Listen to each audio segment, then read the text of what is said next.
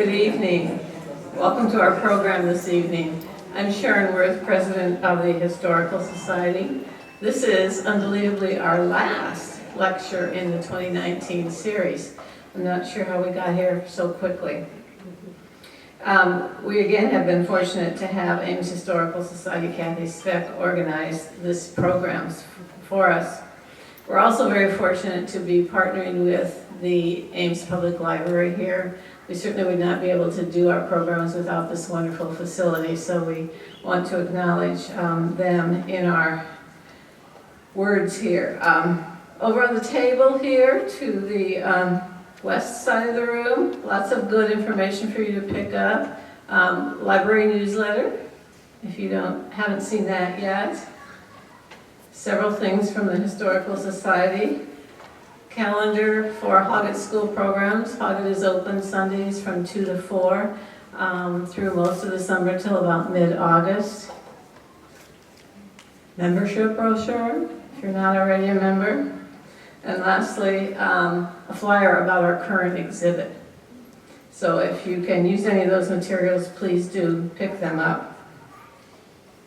If you've not yet stopped across the street at the History Center to see our current exhibit featuring unique selections from the Farwell T. Brown program, Farwell T. Brown photo collection, I encourage you to do so. In fact, our raffle prize tonight is a set of 3 of Farwell's books.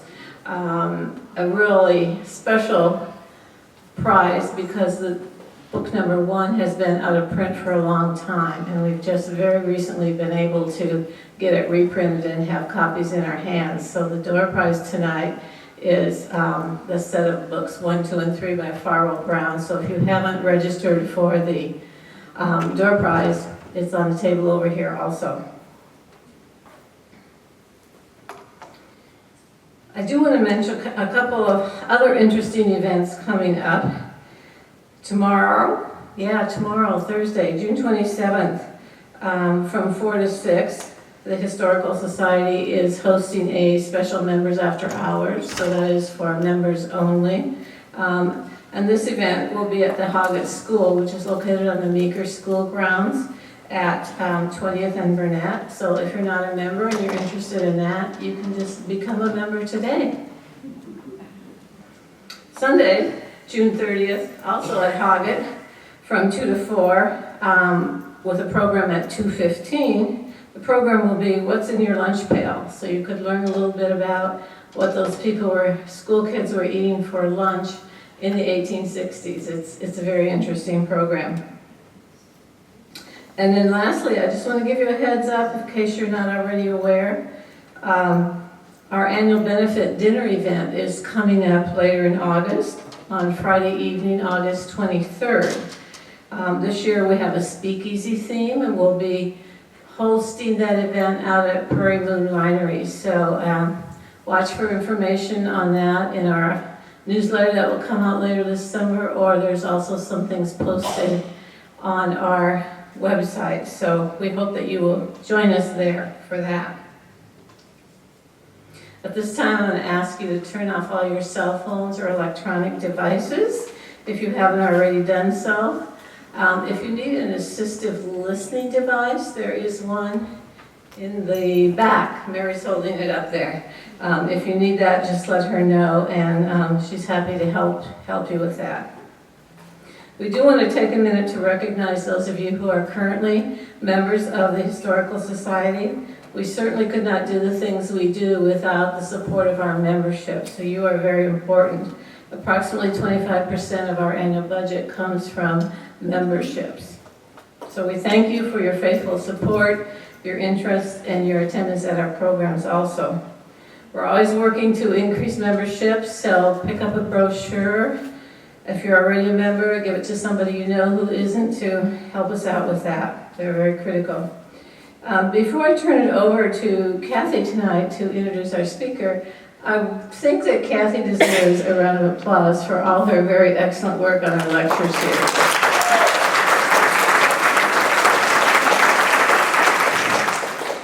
So take it away, Kathy.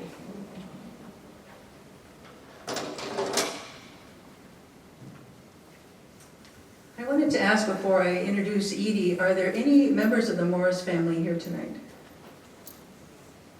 I know the ones that I know are quite far-flung, so I was not sure.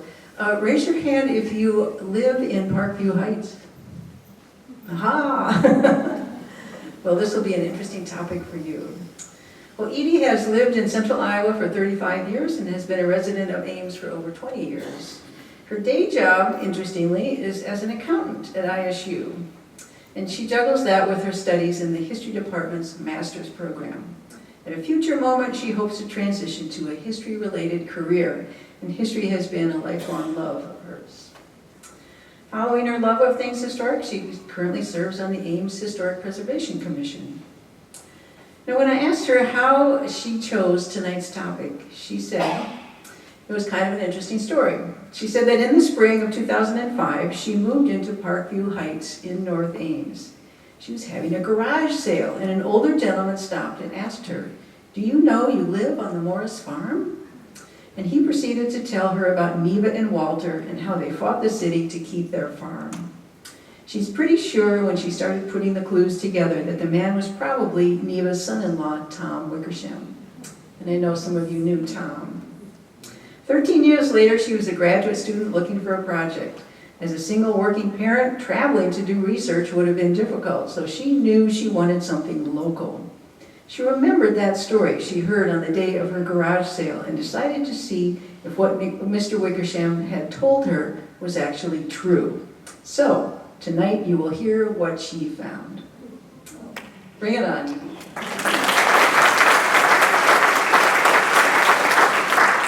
Thank you all for coming out. They gave me a choice of March or June, and I didn't want snow or sorry? Oh, sorry. Closer? Okay. Thanks for everybody coming out. It's a nice warm summer day. Glad everybody can make it. I want to thank Kathy for inviting me to give this talk, and Dr. Pam Riney-Kerberg for having faith in this project. Okay. I don't normally do this, so please. You gotta get really, really close to the microphone for them to hear you. I apologize. Oh, there. Sorry. Is that better? Okay. Thank you all for coming out. Okay, thanks. Thanks to Kathy, and thanks to Pam Riney-Kerberg for giving me or supporting this project.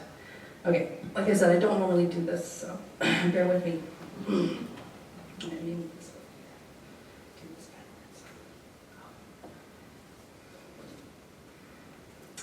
Okay, so this is the original title of my paper, From Fairview to Parkview.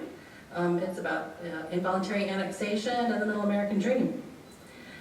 Historian Robert Beauregard argued that, traditionally, the private ownership of real property has been seen as essential to freedom. This was the issue being debated around the closing of the frontier in the late 19th century, and its roots extend far back as the colonial period. Control over property is a way to avoid the intrusion of government. But when federal, state, and local government policies during the post-war 20th century encouraged the outward growth of single-family housing developments, farms on the outskirts of urban areas were absorbed into cities and suburbs, often by intrusive means that were far from democratic.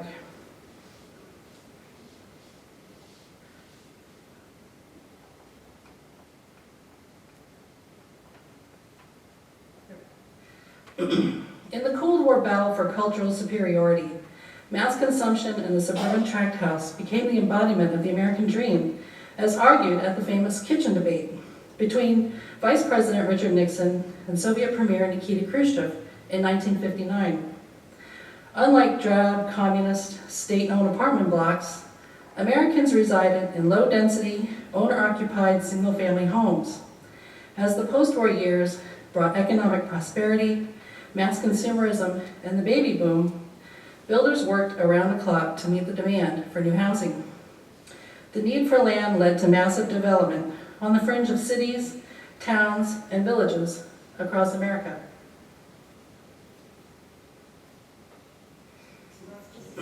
Oh, sorry.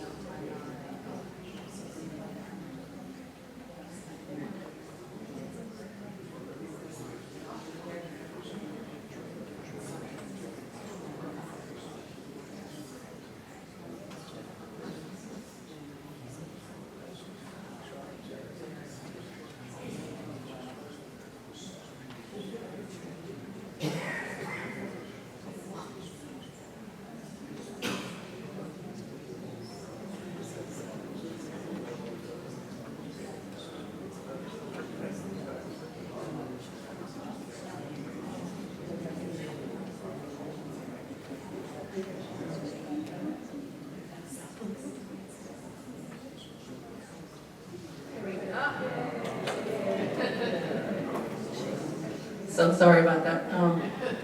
But again, here is Nikita and Richard Nixon making the argument that America was superior because they could offer a better standard of living for their citizens. So again, as the 20th century progressed, each year a territory roughly the size of Rhode Island was bulldozed for urban development.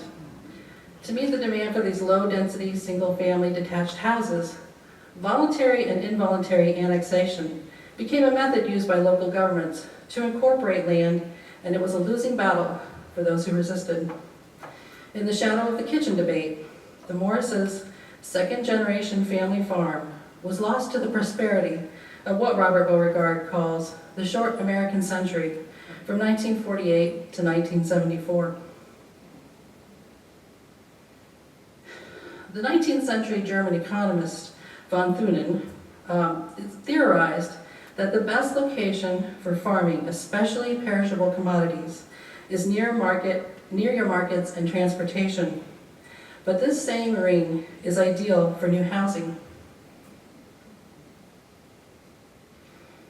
This would become the contested area. This is a 1954 cover in the New Yorker. Okay, so we're going to start here.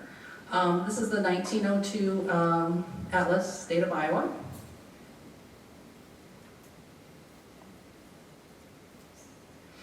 And here's Story County. And we can see, here's Ames, and here's the railroad track that goes up to Story City. Here you can kind of see a little bit of something that's going to be Ontario. The north edge of Ames just skirts Franklin County. And interestingly, you can see Ames is pretty much, this is their city limits, not quite full, 1902. But Collins certainly is feeling rather hopeful, as is Story City. But Ames, you can see pretty much, this is our central district, we're right about there.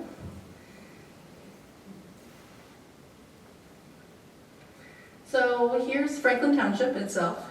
The very north edge of Ames is, oh, I lost my pointer, but you can see here down at the very end, Ames, rather small, just kind of coming up and into Franklin Township. And again, the railroad tracks making their way up to Gilbert. Oh yeah, there's a Bloomington is apparently there's a area called Bloomington here. Yep, that's kind of gone. And Ontario here. And here we find Fairview Farm. Again, the railroad tracks coming up. Here's the North Star School house around the corner. And you can see several relatives are close by. But this is Walter's farm. He purchased the first part. Walter Morris purchased part of the farm after marrying Gertrude Rutherford in 1889 and the remainder in 1902, totaling 239 acres. It was 61% larger than the average farm in America at the time. And the 1911 History of Story County, Iowa, Volume 2 records, quote, "The place is known as Fairview Farm, and its name is well deserved. Everything about the place is kept in an excellent condition and indicates the careful supervision and practical methods of a progressive owner. The family cultivated grain crops, bred shorthorn cattle, and Duroc hogs. As was typical for a successful farmer, Walter Morris was involved in the Story County Fair Association and the Breeders' Association of Story County, in addition to various fraternal and service organizations. The family appears in a 1912 Ames Daily Intelligencer story when Fairview Farm hosted a 4th of July celebration with $500 worth of fireworks for members of the North Star Rural Club.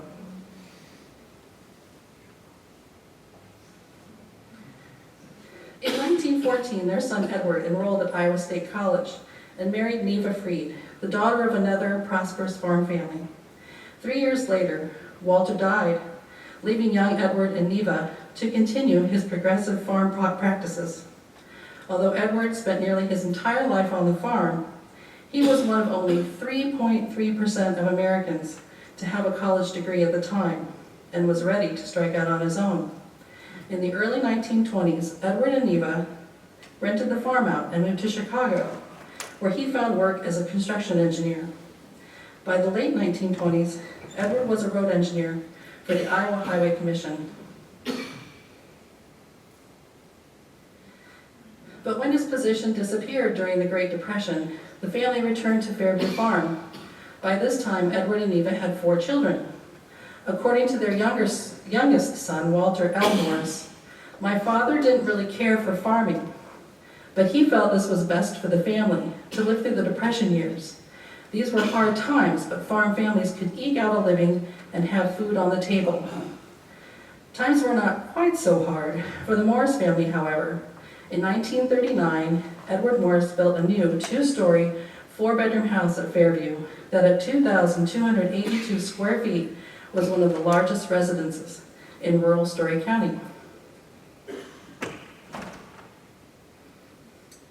Okay, so here's a picture of what we all might recognize here is Roosevelt School.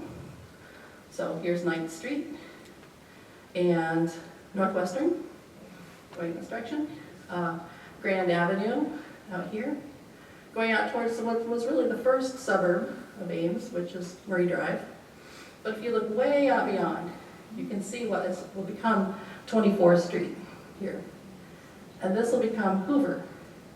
So here's the North Star School on the corner and Fairview Farm beyond. And you can see there's still quite a bit of area here, but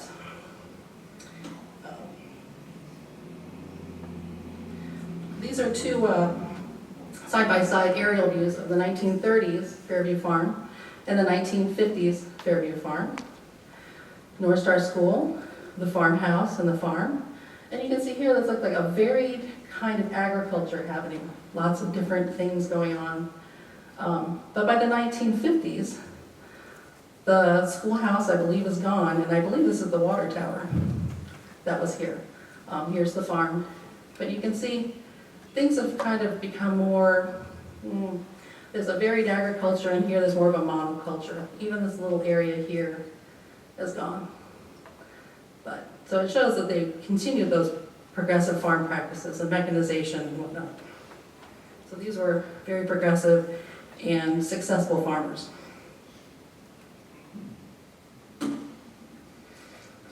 And here are the Morris children. This is Leslie, Mary Jane, Betty Lee, and Walter standing on the front steps of the house. And it seems like it's probably right after the Second World War. In the 1940s, because of labor shortages, Edward had been able to return to work at the Highway Commission. According to the family's history, Neva worked hard, taking care of chickens, hogs, and dairy cattle. Leslie, the oldest son, and his 2 sisters, Betty Lee and Mary Jane, delivered milk daily to the Iowa State College Dairy Industries building, driving an old black Chevy coupe loaded with 2 10-gallon milk cans in the trunk. As young Walter L. recalled later, years later, "My brother, some 14 years older than I, loved farming. He completed his education at Iowa State College, and after returning from 4.5 years in the U.S. Army Air Corps, came back and farmed both the Friel Farm, southwest of Ames, and the Morris Farm, north of Ames."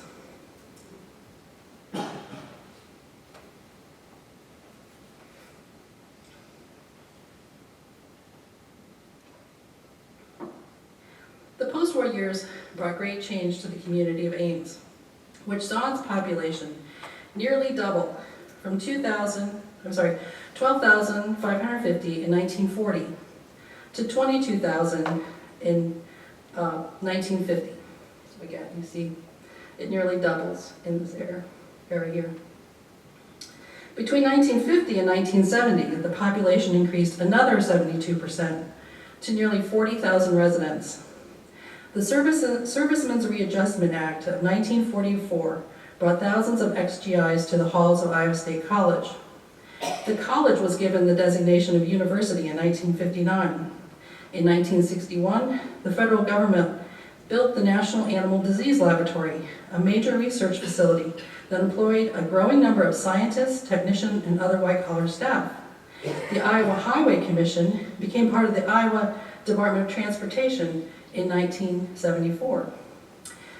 After visiting Ames in 1957, a visitor reported to her husband's employer that, quote, there appeared to be a shortage of lower-cost housing.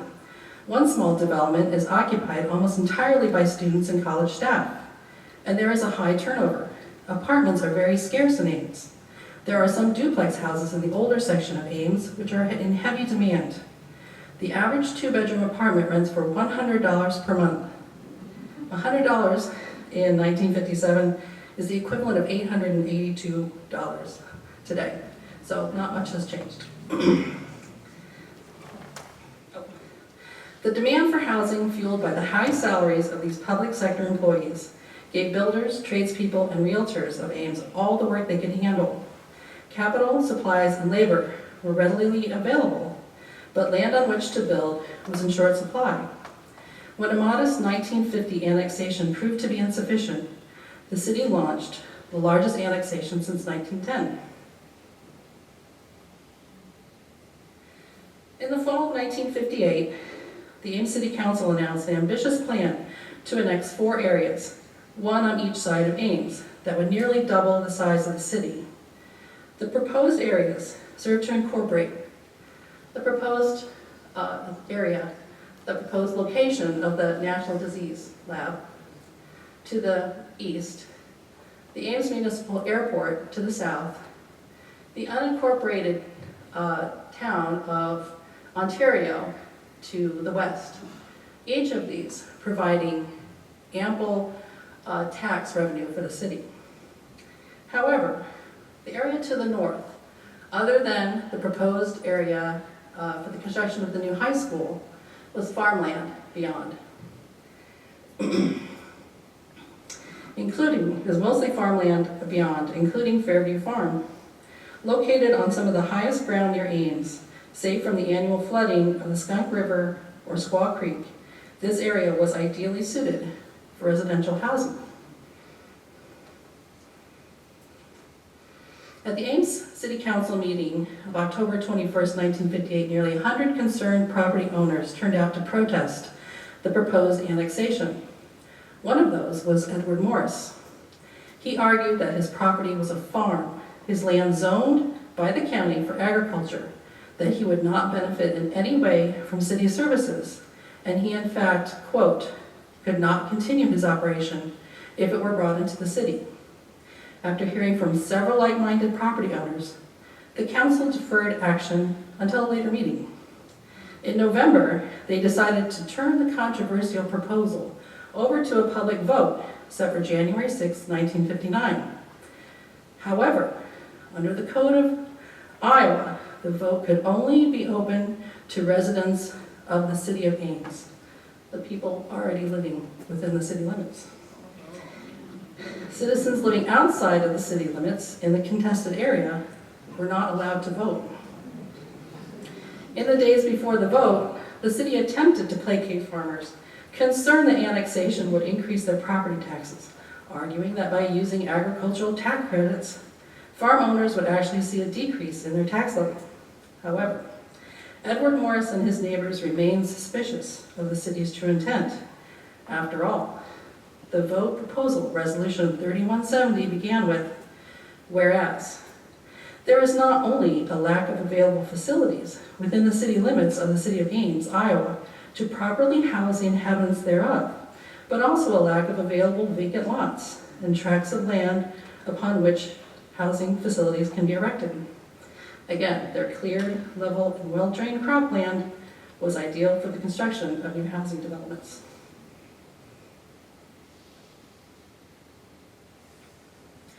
A group of citizens called the Taxpayers Committee distributed pamphlets and brought ad space in the Tribune to publicly spread their counter-argument. The annexation plan was overly ambitious, would increase the tax levy, and result in the loss of individual control of property in the proposed annexation areas. An ad paid for by the Taxpayers Committee condemned the plan with alarmist statements such as, "With annexation, your taxes will skyrocket, and your taxes can double."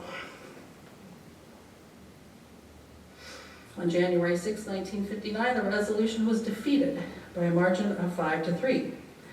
The 3,216 voter turnout set a record for a single-purpose vote in Ames. For city officials, the defeat was disappointing. The Tribune quoted one councilman as saying that they merely had failed to get their message across, and suggested that a new study will probably be made to resolve the city's need for expansion. On the other side, the Taxpayers Committee treasurer told the paper that the vote was a victory for freedom fighters, who, although outnumbered and outshouted by a hostile press and radio, brought home the issues crystal clear to the voters. But if Edward Morris and the Taxpayers Committee were relieved by the plan's defeat, it would be short-lived. By September 1959, a group of private citizens, private business owners, presented the petition to the City Council asking that another proposal be put to public vote. A new annexation plan, which reduced the targeted land area from 9 to 4.5 square miles, was presented, and the city, giving themselves ample time to campaign. By February, the council began the process of setting another vote, this time for September 8, 1960. On the evening of May 19, 1960, the council chambers filled with approximately 140 property owners, once again protesting their inclusion in the annexation plan. The arguments in favor and against had not changed. However, the tactics did. For weeks, both sides paraded voters in the press and by pamphlet, mail, radio, and even a broadcast on Iowa State College-owned WOI. On September 8, 1960, the involuntary annexation plan passed in the second election, this time by a margin of 2-1, and with a turnout exceeding the last by an additional 400 voters. The vote, however, did not end the matter. Per the Code of Iowa, involuntary annexation required the city to file a lawsuit in district court against itself on behalf of the property owners. The city was burdened to prove it could provide substantial benefits, such as police and fire protection, water and sewer services, and paved and maintained streets to the annexed area. Over the next 2 years, the city filed paperwork on behalf of landowners, who in turn also sued the city, claiming that their constitutional rights had been violated when they were unable to vote on the resolution affecting their property. The cases went up to the Iowa Supreme Court in 1962, which cited the precedent of a U.S. Supreme Court decision in favor of the city of Cedar Rapids after a 5-year involuntary annexation battle there. The Iowa Supreme Court remanded this decision back to Story County, where the district court judge, John M. Schaup, decided the case in favor of the city on November 26, 1962. The portion of Fairview Farm, east of the Chicago and Northwestern Railroad tracks, officially became a part of the city of Ames and benefited from all it had to offer. But the battle to save his farm ended long before for Edward Morris. 2 months after the September 1960 annexation vote, he died suddenly at the age of 64. At the time of his death, Edward's estate was valued at just over $50,000. His will left the farm to Neva and their 4 adult children, who then signed an agreement allowing Neva to, quote, receive and enjoy, during the remaining years of her life, the use and income from said real estate.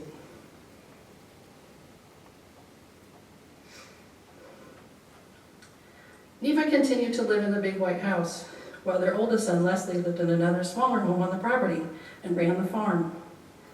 One of the first benefits the family received from the city was a $9,716.72 tax assessment for the installation of sanitary sewer lines during the paving of 24th Street, which ran along the south end of the farm. As you can see here, this is the equivalent in 2019 dollars. Leslie and Neva promptly filed suit against the city to stop the assessment. When the city planned to build a second sanitary sewer along the northern half of the property, the family filed suit to stop the plan. Their complaint asserted that, quote, the preliminary plans and specifications, assessments, inclusion of the plaintiff's land are arbitrary, confiscatory of that property, and contrary to Iowa law. All of the land involved will receive no special benefits from a sewer system since it will be used for agricultural purposes for an indefinite number of years. After the court rejected both cases, Neva Morris, land rich but cash poor, saw no other option than to sell Fairview Farm. It would take the combined effort of three of Ames' largest firms, Friedrich & Sons Construction, Buck Construction, and H&F Builders, to create the city's largest housing development. On April 28, 1966, the partnership contracted with Neva Morris to pay $3,000 per acre with the option to buy additional land in units of 40 continuous acres with price adjustments through January 1st, 1976. Neva Morris retained ownership of the two-story house and just over 1 acre of land surrounding it, and her son Leslie purchased the remaining land outside of the city limits. Over the next 3 decades, in 21 additions, Fairview Farm transformed into Parkview Heights.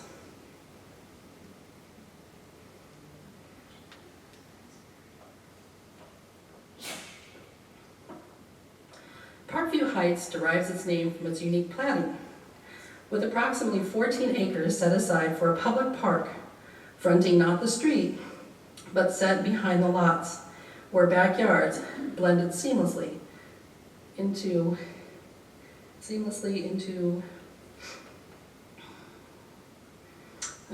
backyards blended seamlessly with a green space. One could assume the directive for this design came from the developer, but in this case it came from the city of Ames, with a recently passed city ordinance requiring new lots in an R1 zone subdivision to average 10,000 square feet and burdened to provide land for a public park. The cost of the lots excluded all but the most affluent.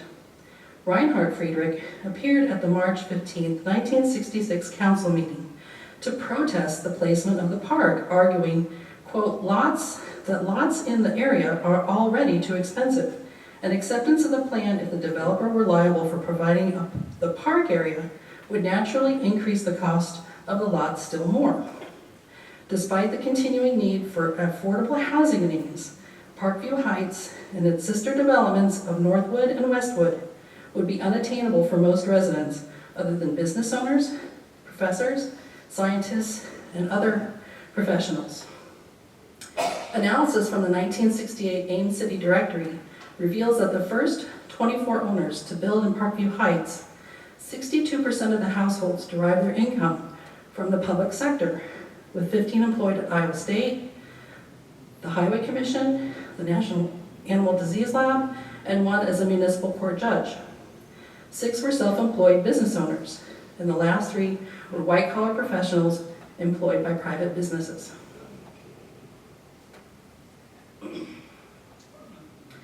Up to the post-war period, it was desirable and advantageous for a farm to be located near markets and transportation, but government policies created conditions that favored single-family homes, spurring suburbanization and urban expansion. As Robert Beauregard explains, these policies increased the need for land, quote, by subsidizing home ownership, building highways to connect suburbs to downtowns, underwriting the cost of operating an automobile, underfunding mass transit, and subsidizing the building of infrastructure. Unlike most industrialized nations, this caused growth in the United States to go out, not up. But from the federal government's perspective, expansion of home ownership was a means to strengthen democracy during the Cold War. During the Great Depression, New Deal legislation, like that which created the FHA, the Federal Housing Administration, was intended to stimulate construction and employment. At the same time, such programs promised to create a release valve against revolutionary socialist radicalism. Likewise, it was not only the involuntary annexation of land by local governments, but the GI Bill of Rights, the Interstate Highway Act, and dozens of other federal government policies, such as home mortgage deductions and subsidies, the cost equivalent of a Marshall Plan every year, that also contributed to the creation of new single-family housing developments in the post-war period. Expanding access to private home ownership brought more Americans into the political mainstream. A greater portion of the landless mob that concerned Thomas Jefferson as, quote, being prone to authoritarianism and posing a threat to democracy, could now have access to their own piece of the American dream. As the well-known post-war developer William Levitt proclaimed, "No man who owns his own house and lot can be a communist. He has too much to do."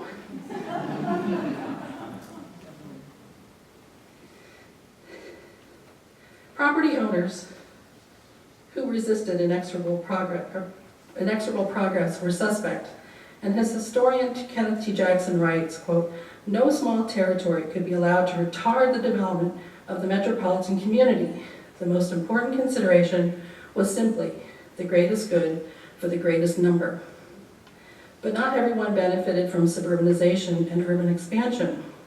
As we can see here, white Americans benefited greatly. From 1940, only 45% of white Americans owning their home, to 2010, 74.4%. However, not everyone benefited. African Americans kind of reached a peak in 1970 and have gone straight across. Asian Americans and Hispanic Americans. Race-based discrimination left a larger number of new developments unavailable to all but white Americans, and the high cost of new homes made them unattainable to all but the middle-class residents.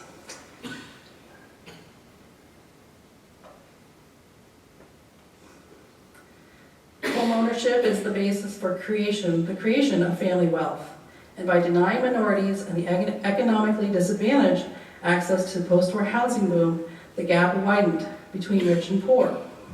And you can see here again, very similar American family or white family wealth increases until 2008, and it's making a comeback, but non-white up to this point, and the gap in family wealth has in fact increased over time.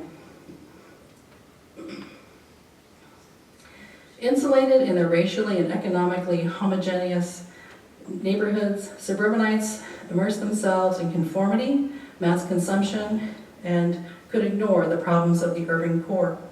As expansion became sprawl, decisions regarding the greater good became centered on personal concerns of increased property taxes and threatened property values. In his critique of suburbanization, historian Kenneth Jackson writes that the most important characteristic of the post-war suburb was economic and racial homogeneity. Racially based discrimination became illegal in 1968, but that based on economic status remained.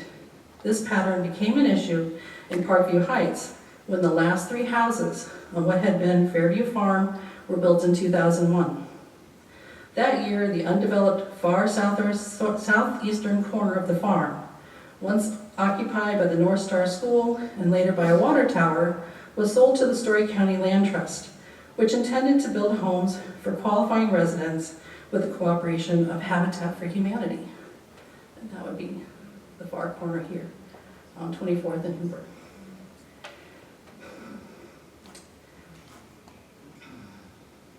When the plan was publicized, Parkview Heights neighbors protested.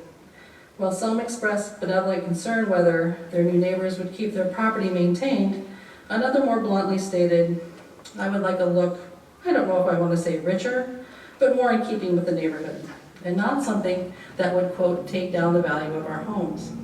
In the end, 3 affordable homes were accepted by the neighbors and built. In the spring of 2005, another attempt was made to bring affordable housing to the former Fairview Farm land to build a 130-unit owner-occupied development for the triangular portion west of the railroad tracks. The land Leslie Morris purchased from Neva in 1966 was eventually sold to the Ames Community School District. City officials presented the school board with a proposition. If the board donated the land, the city would use $900,000 in federal grants to install necessary services for a new subdivision, targeted to those who earned 80% or below Story County's median income.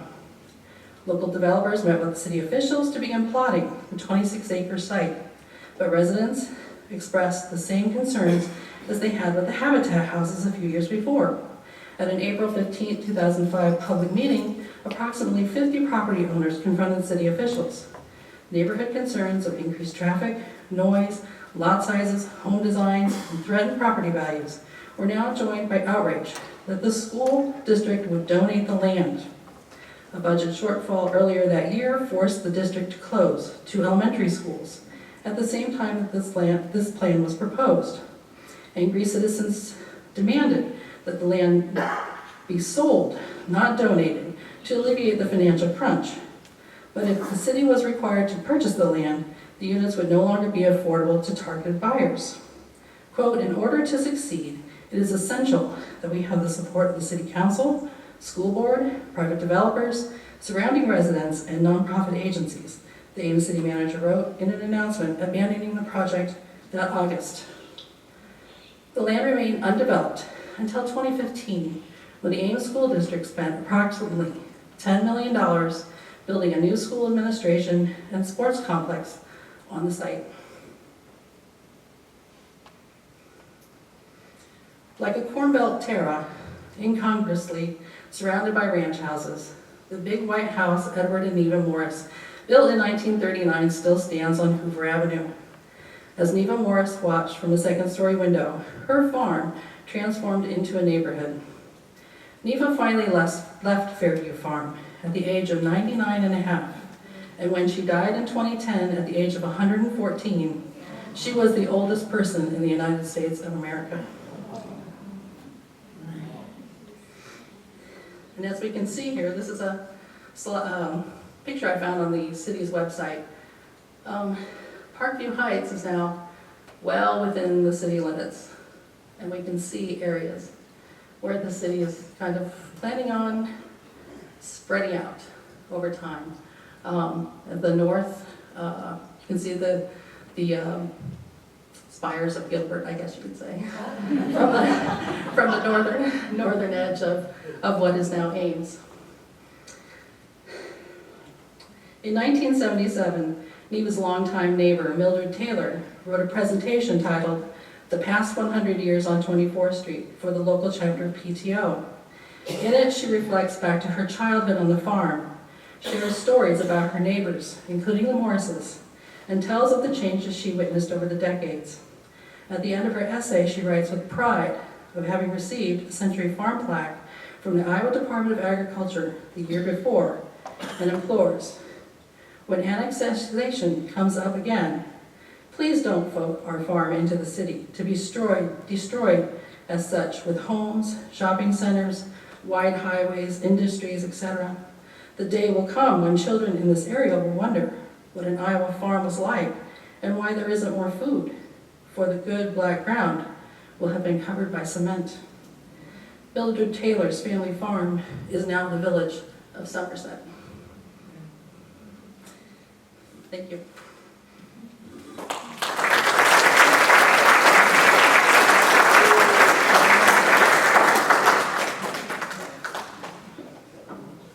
If anybody has any questions, I can try to answer. Or comments, questions? Yes, yes. It's not a question, but it's, we were living just north on what's now Ivy Street now, up on.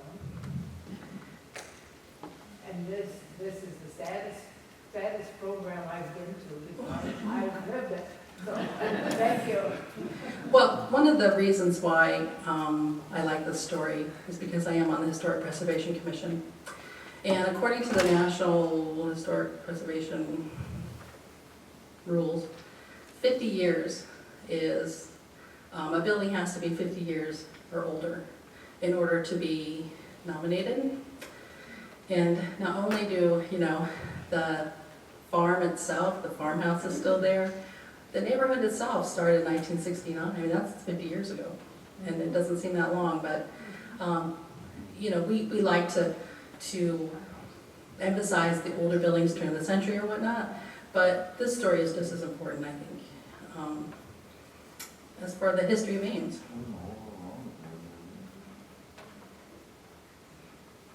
Anybody else? Oh, in the back? Oh.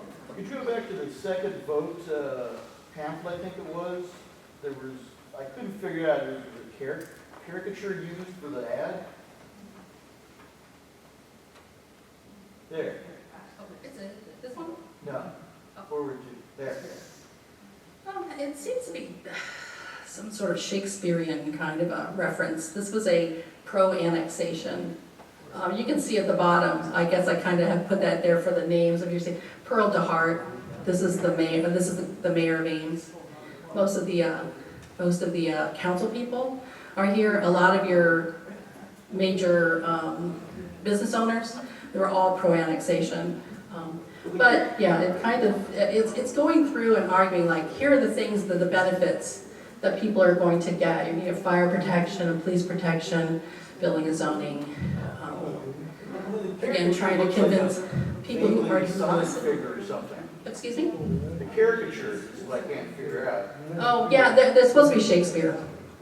It's supposed to be or not to be. I'm not a Shakespearean. I read it and I go back and I go, what did I just read? But yeah, it's interesting. On this one, I actually had to go look up, what does it mean you can't afford to buy a pig in a poke? I didn't know what a pig in a poke was. That apparently is a phrase that we don't use anymore. Apparently it's you buy something first and then find out its value later. But yeah, poor guy here. So they're really appealing to people emotionally against the annexation. All right, just gentleman here in the blue. I need to close less than all work. Yeah, at the DOT. And less was older when we retired, it's just a couple of years. This Morris drove a car around the age when she was quite old. Yes. I run into Les some years after he retired, he told me he had to go to the hospital and had something he wouldn't be able to drive. I said, you don't need to ride. He said, no, my mother will come back. Yes, she sounded like an incredible character. She very definitely did. When we think about this story, it's sad, and it is sad. There's a certain sadness to it. But I love Fairview Farm, but I also love Parkview Heights. I love the neighborhood too. So I'm at a dilemma where I can't really say, who's the bad guy? I mean, the city did what it had to do to grow. How many cities or local towns around us during the same period either stagnated population or in fact decreased and kind of disappeared almost. So, they were kind of at the mercy of larger forces than themselves. And it's also amazing when we look back on these. For those of us who live or have lived in Parkview Heights, to imagine there was not a tree anywhere.